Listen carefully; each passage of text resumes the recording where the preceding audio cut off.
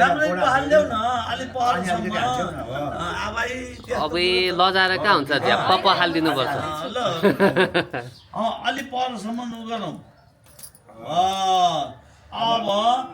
अब 3 पल्ट तल राखेर सेदन गर माथि हो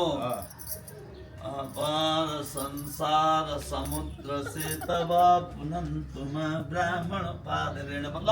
अब 3 पल्ट हो अब 3 पल्ट खाने पनि भने मैले मान्दा हो अलि धेरै गर्मी छ ल अब हात धौ त खाएपछि हात धौ त खाएपछि अब 2 हात यसो गरौँ बाबु हो अब त्यो हात पुछ्दिउ त पानीले के पो छ त है ल अब ढोक दिने ल अब ढोक दिने पैसा कति दिने हो पैसा चाहियो पैसा चाहियो ल ढोक ल अब पैसा कति दिएर चित्त बुझाउने हो आफै जान्नु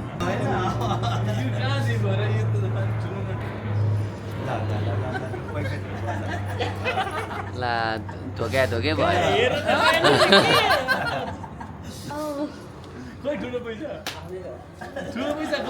अलिकति लाज घिन भन्ने त मान्छेमा हुन पर्छ क्या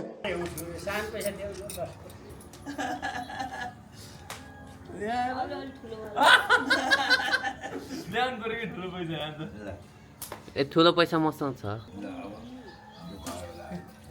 ल अब त्यो भएको भए अब त्यो थालको पानी पोखरा थाल अब त्यसको विधान नै अब यहाँ म तपाईँ त्यो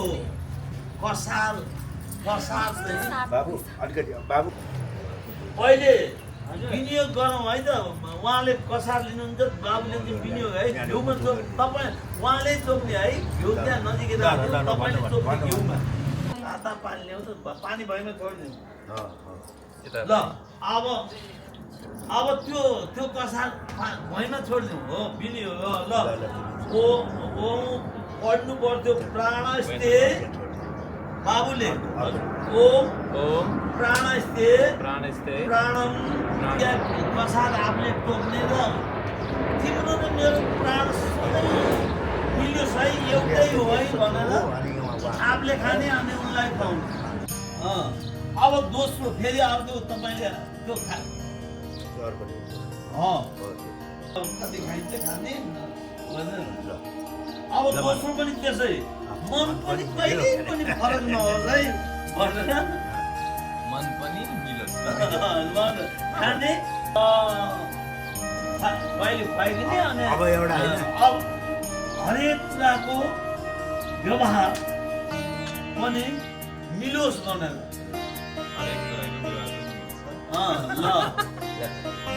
तिनवटा भयो होइन आँखा हेर्ने नजर पनि एउटै होस्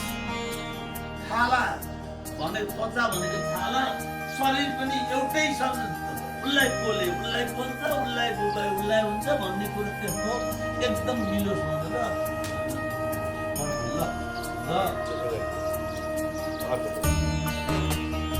टाढा भयो ल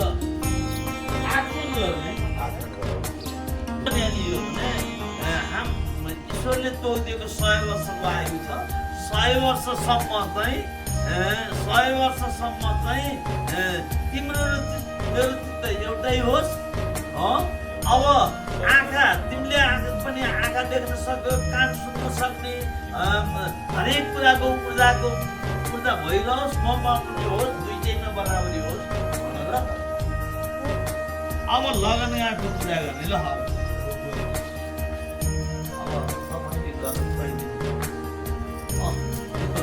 पूजा गर्नु गन्धम पुष्प अजदान तिलाना दिव्यो नमः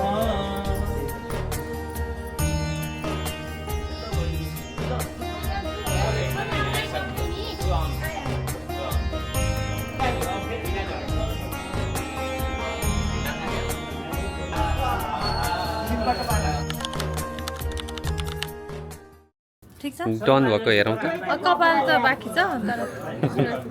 पुरै अगाडि गरेर खोइ यहाँनिर सुजाता मैले गरिदिने हो कि ओए त्यो हेर है कालो कालो छ त्यहाँनिर के कालो भयो? लाग्यो अनि यहाँ हेर्दै कोठी हो मेरो ए तेरो कोठी हो ए के बोले भाइ अब के बोले के थाहा त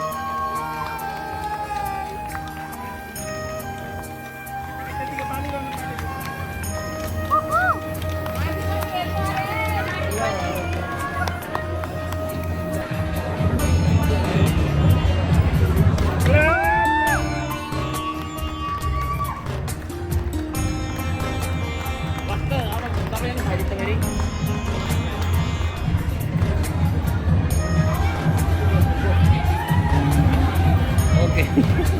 कस्तो खानु त